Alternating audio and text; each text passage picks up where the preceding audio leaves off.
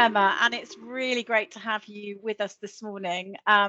So there will be lots of people who do know you, Emma, but there'll be loads of other people who don't know about you and what you do and all your experience in innovation and ecosystems, and now in your new role at Green Ventures. So do you want to give us a brief introduction to you and what you do? Thanks, Sean. Yes, nice to meet everybody. I'm hoping this leads into future conversations and introductions, but I'm Emma Mee. I have worked in climate tech pretty much my entire 20-year career. I started many years ago working with big business and senior executives on sustainability, boardroom issues, if you like, and then very much moved into the world of startups, focusing on social enterprises and tech for good, building communities around entrepreneurs, investors, advisors, and various government policy and regulating people. I'm now very much sweetly back in the climate space again. I've spent the last 2 years with Carbon 13, a venture builder that actually builds startups from scratch to tackle the climate emergency and to remove 10 million tons of CO2e for each one of those ventures that they were building there. And I've recently moved. My new job now is with Green Angel Ventures, which is also known as Green Angel Syndicate. We are a syndicate group of angel investors, high net worth individuals from all over the country and world, in fact, who have come together behind a very key mission, which is to support and to invest in climate tech startups across all different sectors, generally in the early stage of what they're building, but focused on many different issues and themes within that space. You know, hoping to ultimately use their money as a source and power for good to affect change. That's amazing, Emma. And yeah, all of that experience that you've had over many years, actually, as you say, with clean tech, climate tech, a whole range of areas that are really just sort of kind of having their moment, deserved moment now, where it's not just such a fringe, perhaps activity as you must have felt back in the day, in the very early days, right? Absolutely. I mean, when I started, to be honest, this shows how old I am, Sean, but 20 years ago, climate change wasn't real. Sustainability was a fringe issue that, hippies spent time thinking about. So to try and get that into boardrooms was tough. The CBI at the time was, trying to lobby against any kind of regulation or policy in this space. And businesses, very much saw it as a threat. So, it's difficult when you're working with big businesses, and I'm sure many on watching this video will recognize this. It feels like things are going really, really slowly, but in hindsight, when you look back and the changes that have happened, it is quite encouraging. Yeah. Climate is obviously a really key issue that we all will care about very personally, and businesses are very much getting on board with. But I think, for many, it's still a little bit confusing as to where to start and where to begin sort of thinking about that when their day-to-day activities are, otherwise distracting them. Up till fairly recently, I would say that climate and sustainability have sort of occupied their own little pigeonhole in business. Yep. They've been dedicated to a particular person, perhaps down the corridor somewhere with their own office over there. But I'm very much of the view that actually the way to consider climate and sustainability is to see it as a lens through which you look at everything in the business, from the operations and the strategy to every element of that. And that really helps reframe your thinking to take some of these key decisions into account on a day-to-day basis. It kind of brings it onto your to-do list every day rather than makes it something separate you have to think about later on. Yeah, and it's very noticeable, isn't it, that some financial institutions, that it's definitely on their to-do list, which means that anything connected with FinTech, there's both opportunities but also jobs to be done there that relate directly to climate tech. And I know you and I have talked in the past about how that definition of FinTech has kind of expanded over the years to definitely I wouldn't say it includes climate tech, Emma, but it's definitely because that makes it sound like climate tech has kind of been subsumed by financial or FinTech. I don't mean that, but I mean there's a much closer alignment and firms that do both. It's an interconnection there, don't you think? Incredibly. I mean, look, finance is so important. The whole world of financial services is absolutely imperative to what we are trying to, do to save the world. pulling the levers on where our money goes and how our money works for us is absolutely crucial to making the changes across all the other sectors and all the other business changes that need to happen, you know, from manufacturing to natural resources, all the way through to sort of food, you know, biotech, agritech. These sectors are all dependent on finance. We know this. And the financial sector has a huge amount of power and influence over, you know, where that money can flow and ultimately not go to. So, you know, it's always been key. The insurance sector has been an interesting one for many years. You know, they are assessors of risk. They look long term. You would think that climate change has been on their forefront of their minds more than anyone else. In some cases, it actually has. There are good examples. But again, that, you know, there are still massive holes in current business operations and business as usual sort of planning that is not taking into account some of the climate change that we're already seeing today. You know, uninsured areas, financial risks, and damages and things that are being occurred left, right, and centre in businesses up and down the country. I mean, just from a personal perspective, I'm not involved in the financial sector, but I do take it seriously myself, and I encourage everyone else to do so. There's the impact of where you focus your own investments, even things like your own personal pension, have such an impact on this issue. There's something called Make My Money Matter that I would point people towards, which is really a lovely campaign. It highlights that you can have 19 times more impact by moving your pensions and your investments around sustainably than giving up meat or giving up your car or any of those big kind of hair shirt wearing ideas that people bandish around in this kind of space. So if you're looking to have an immediate impact, you do it through your money. And, you know, people, and I think consumers are very much doing that in terms of voting with their feet by choosing their banks, choosing their pension providers, and focusing on the financial sector to do that for them.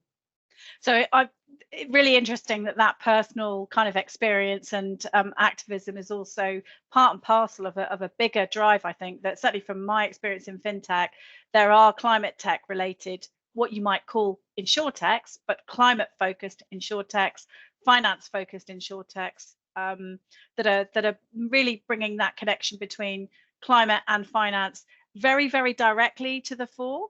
But also let's talk then about the goal behind this FinTech project, as you know, is really to understand how we might encourage or build a cluster based around Norwich and Norfolk, specifically for FinTech in all its guises. Now, as I call you this, you don't call you this, as an ace ecosystem builder and someone who really knows how to get and keep this kind of momentum going. Emma, what would your top tips for the people that are going to be needing to make those decisions? What would they be? All right, lovely. Well, look, I've summarized this down for 5 steps for you, Sean, because we all have a 5-step plan. It's easy to make notes on.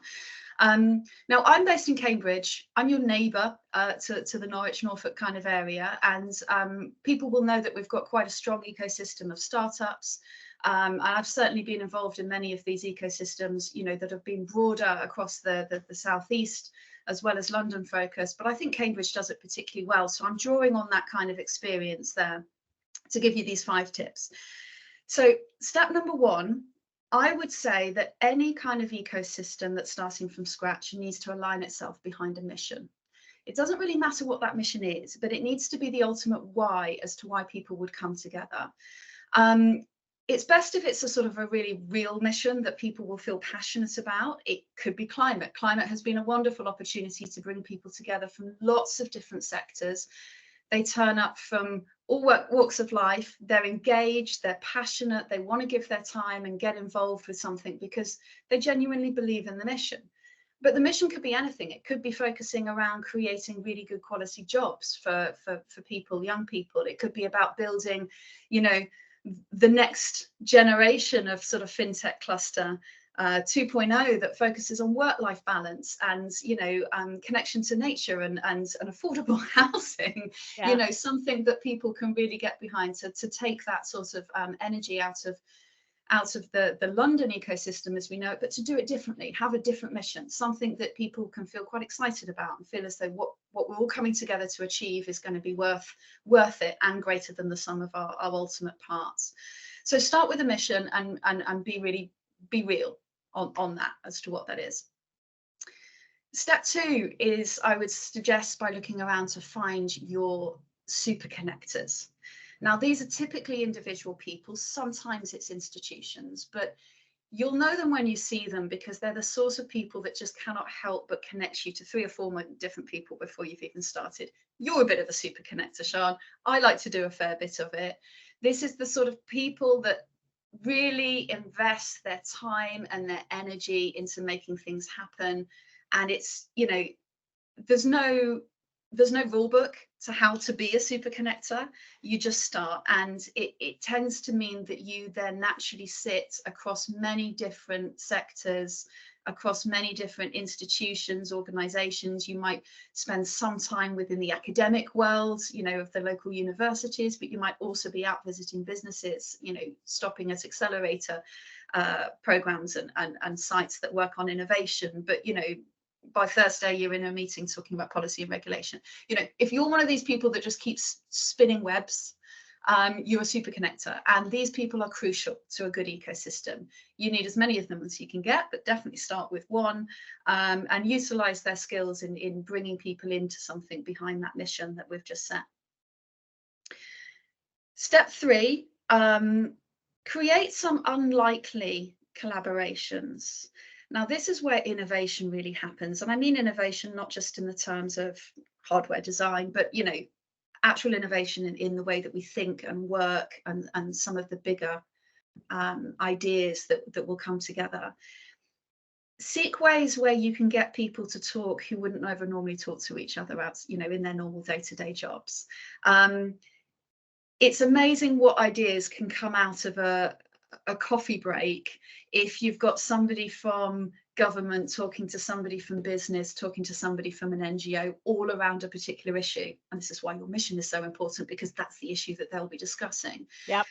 You know, suddenly that triple helix approach of bringing those 3 players into contact with each other can be really exciting, because if you only have businesses in a room, perhaps talking to government policy people, and you've missed the civil society piece, the NGO piece, then they will naturally blame a lack of action or progress on the missing player. And it doesn't matter who that missing player is, it will always be business fault because they're not taking leadership, government fault because the regulation isn't there, and or they need some money, you know, or the civil society isn't representing the need and drive and passion behind what you're trying to achieve and what they can bring to it. So those 3 sort of key sectors are really important to have in the room, but then look outside the box and think, how can some of the really exciting sectors that are prevalent in an area around Norfolk, for example, the energy sector, the agricultural sector, bring them together, get them talking, get them thrown into a room together and see what happens. You know, bring in life science and food, bring in, sort of mix it up a little bit with regards to some of the techs there. So don't just stay in a FinTech bubble. Super. And then if you can quickly summarize your steps 4 and 5. Number 4 is be generous, make connections, share, offer, put it out there. You may not get anything in return, but do it anyway, because these things, you know, karma, have a way of coming back round. And Yep. Number 5 is create a rhythm, a kind of a repetition to what you're doing, so that people will slowly but surely come on board, recognize that it's there for them, and start to engage and be able to trust that this is something that's there for the long term. Know that it's going to happen on the second Tuesday of every month. Know what to expect as they do this, and then that means that they're coming with a really good open mind and in a relaxed, open mindset. What a great list, Emma. Thank you so much. And yeah, I mean, we are going to talk more, but not today on this recording. But people can get in touch with you by Green Angel Ventures, I assume. Green Angel Ventures, I'm head of membership there. You can find me on the website, or you can find me on LinkedIn under Emma Mee. Fantastic. Emma, thanks so much again. Thanks, John.